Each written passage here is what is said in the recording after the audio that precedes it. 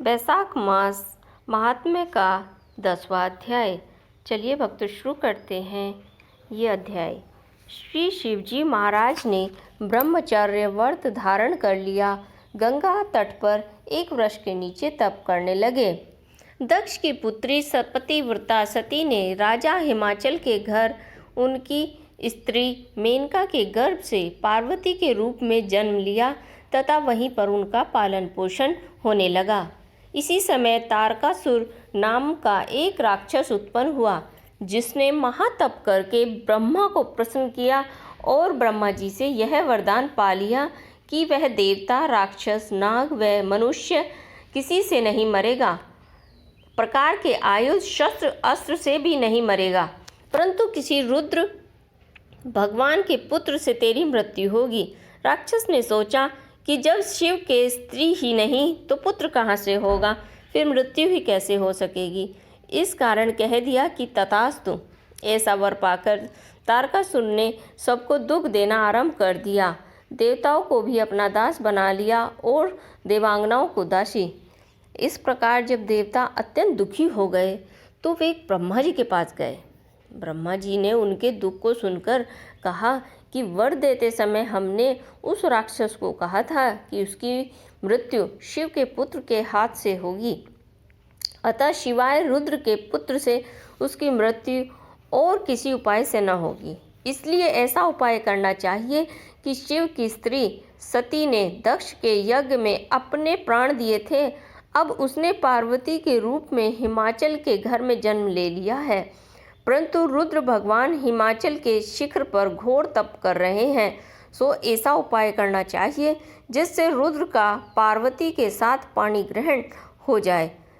तब सब देवताओं ने इंद्र सहित अमरावती पुरी में जाकर गुरु बृहस्पति जी से सलाह ली और फिर इंद्र ने अपने कार्य की सिद्धि के लिए नारद और कामदेव को बुला लिया और उनसे कहा कि वह हिमाचल के घर जाकर उनको समझाएं कि पहले जन्म में दक्ष की पुत्री श्री शिवजी की पत्नी अब पार्वती के रूप में तुम्हारी पुत्री हुई है। सती के वियोग में श्री महादेव जी तुम्हारे शिखर पर तप कर रहे हैं, इसलिए तुम अपनी कन्या का विवाह उनसे कर दो, जिससे वह जाकर उनकी सेवा कर सके, वही उसके पति होंगे। इंद्र की आज्ञा पाकर नारद जी को जैसा समझाया था वैसा ही करने के लिए वे चले गए और फिर इंद्र ने कामदेव को बुलाया कि सब देवताओं के हित के लिए तुम बसंत ऋतु के सहित तपोवन में जहाँ रुद्र तपस्या कर रहे हैं जाओ और वहाँ पर बसंत का विस्तार करो, और जब पार्वती जी वहाँ पहुँच जाए तब धनुष चढ़ाकर ऐसा बाण मारो कि शिव जी मोहित हो जाएं।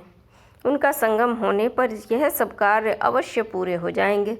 कामदेव जी ने ऐसी आज्ञा पाकर रति को साथ लेकर तपोवन में बसंत ऋतु का प्रसार किया। उस समय श्री महादेव जी के पास उनकी सेवा करने के लिए पार्वती जी बैठी हुई थी कि तभी कामदेव ने पीछे से वृक्ष की तरफ से वृक्ष की ओट में होकर शिव को बाण मारा तो शिव जी का मन चलायमान हो गया।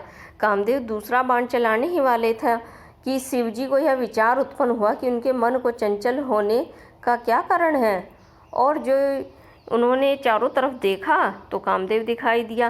क्रोध से अपने मस्तक से तीसरा नेत्र खोला और उसमें ऐसी अग्नि उत्पन्न हुई जिससे सारा संसार भयभीत हो गया और उस अग्नि से धनुष सहित कामदेव भस्म हो गया। सब देवता अपने कार्य की सिद्धि समझ कर इधर उधर गए तथा पार्वती जी भी एक और डर के मारे दूर खड़ी हो गई।